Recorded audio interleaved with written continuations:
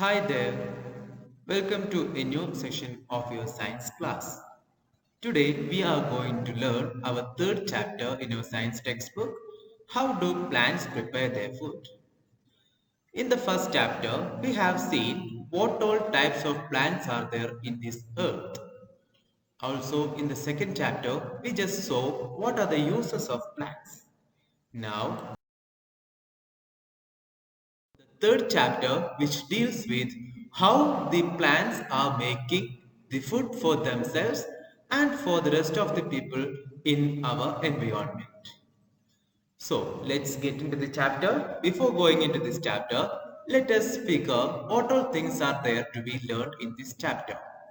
In this chapter, we will learn how do plants make the food for themselves. Secondly, what is the process of photosynthesis? This word may be new to you, but you will be familiarized with the same after this chapter.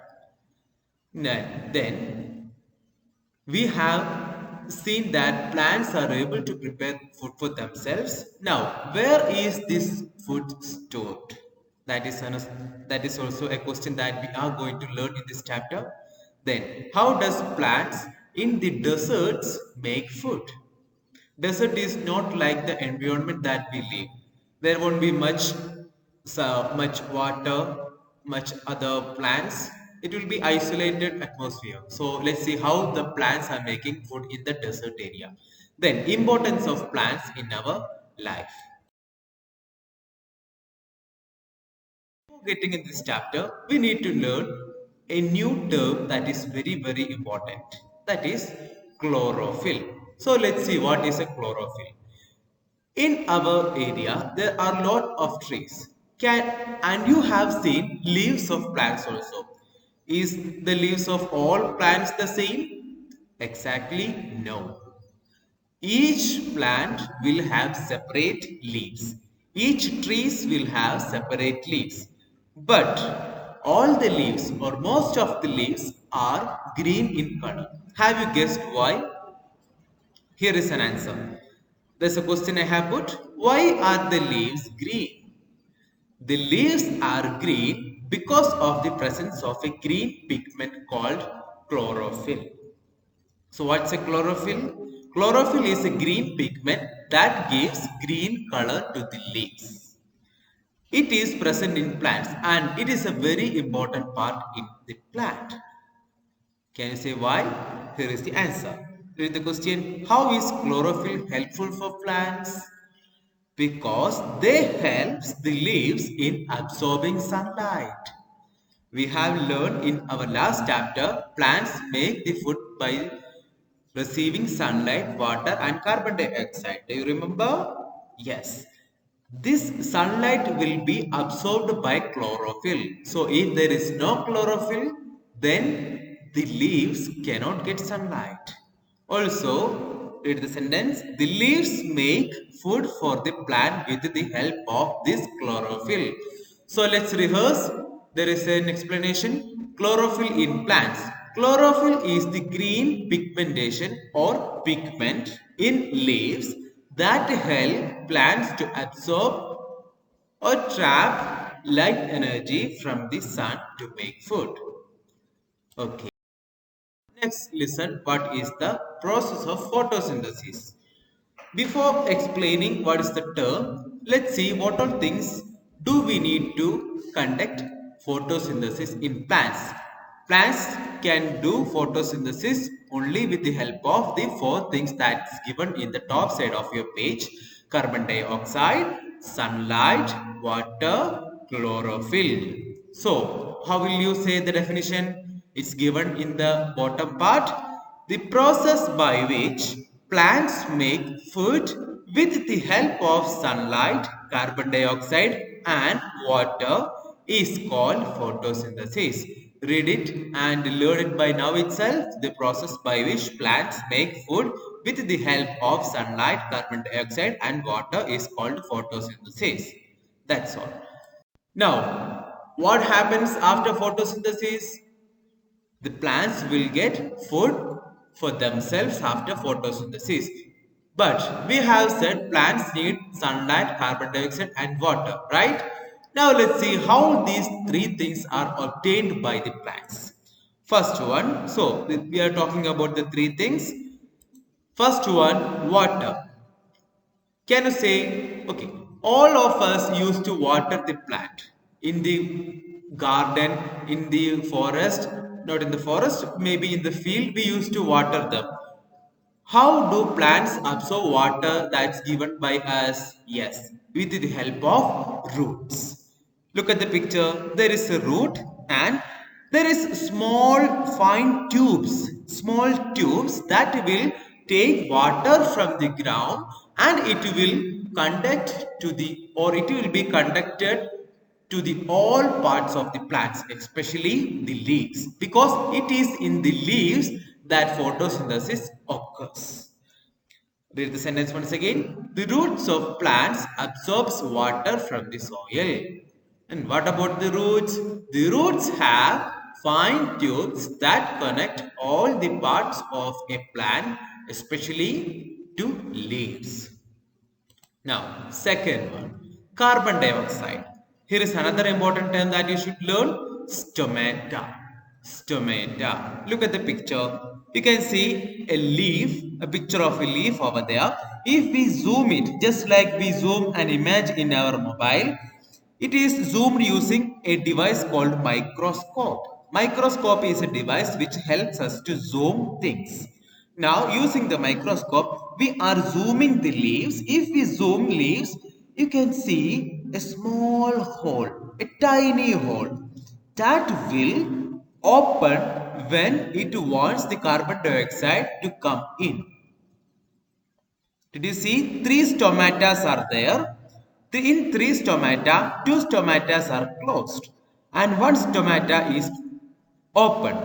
And this opened stomata will take carbon dioxide inside. Did you see a red arrow mark? Yes, carbon dioxide is getting into the stomata through the stomata to the leaves. Then what happens once photosynthesis is over? It will give oxygen outside. Therefore, that also stomata is required. So let's read it. Leaves have tiny holes on them called stomata. The carbon dioxide from the air. So in air, carbon dioxide is there, right? Yes. From the air, carbon dioxide enters the leaves through this small hole called stomata. Next point. Oxygen that is produced comes out of the stomata. Through the stomata, oxygen also comes out. Now, third one, sunlight. We have already learned how sunlight is captured by the leaves. Yes, with the help of chlorophyll. I hope you remember that. Just 5 minutes ago we have learned it. Just read it. Sunlight is absorbed by leaves with the help of chlorophyll. Next, leaves are the food factories of plants. Why? Because photosynthesis is happened in leaves. So in leaves food is stored. Food is stored for the plants. They are the sites of photosynthesis. That means photosynthesis is or happened in the leaves. How is the food prepared by the leaves? We have seen food is prepared by the leaves, but we have not seen how it is prepared. It is prepared in the form of glucose. Glucose is a kind of sugar or it's called carbohydrate. You just need to learn this much. After photosynthesis, the food prepared by the leaves is in the form of glucose. So the question will be asked, how is the food prepared by the leaves stored? Then you should answer, it is prepared in the form of glucose. Then oxygen gas is also produced during this process. We have seen during photosynthesis, oxygen is formed along with the food. Now, how is this oxygen given out to the atmosphere? Do you remember? Yes, through the holes of stomata. Through stomata, the gas is taken outside. Look at the picture. Sunlight plus carbon dioxide plus water. It will have what will happen to the plant?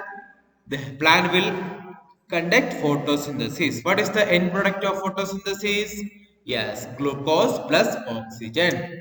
Then another important point. The excess food, that is more than the sugar, when the food becomes excess, it is formed in the shape of starch, another form of carbohydrate. And you should learn this much, just need to learn this much: excess food is converted into starch.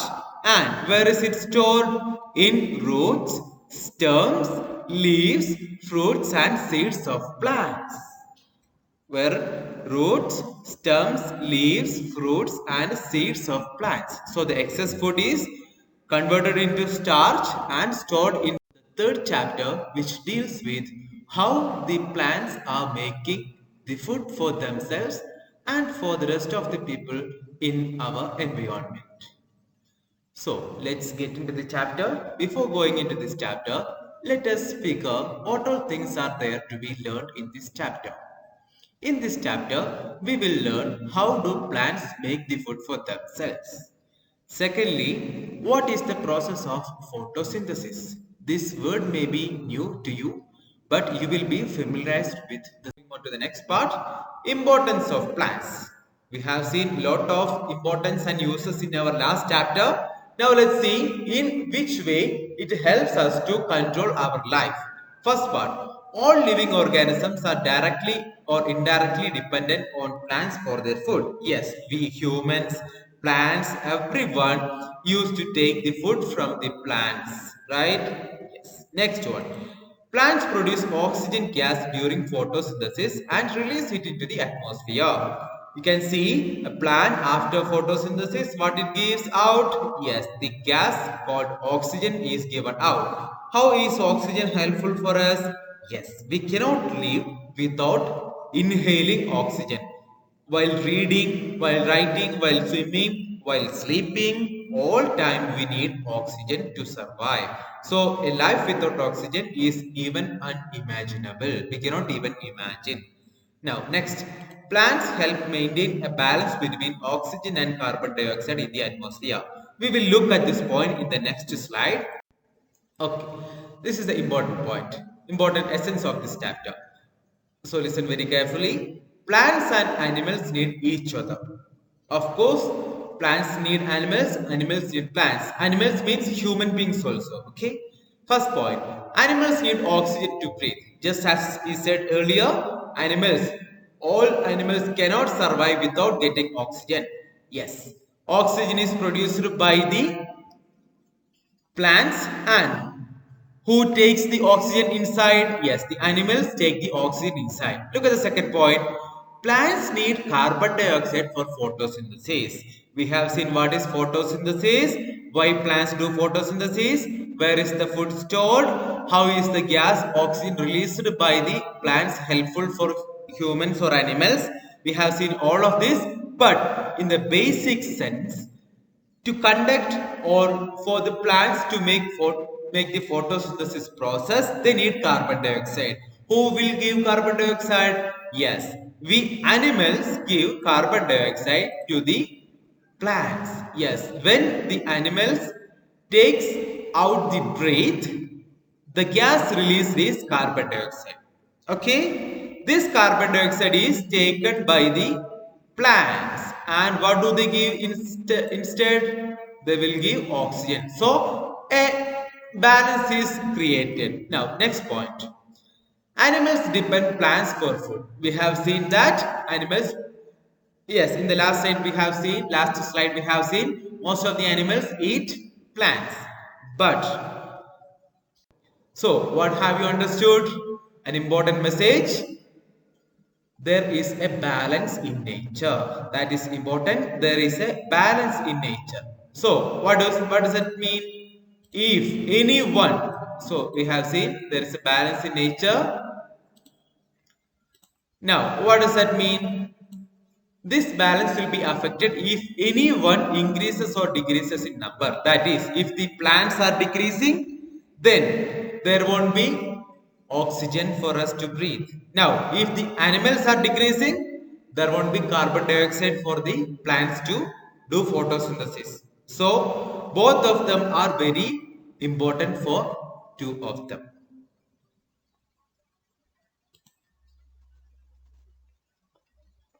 I repeat, there is a balance in nature. So we should be very vigilant in keeping or helping to keep the balance of our system, because what happens, the balance will be affected if any one plants or animals increases or decreases in number. That is, if the plants are decreasing, then no photosynthesis will happen, no oxygen will be available for the animals. And what happens if the number of animals are decreasing? The plants will not be able to do photosynthesis because there is no carbon dioxide. If there is no carbon dioxide, no photosynthesis.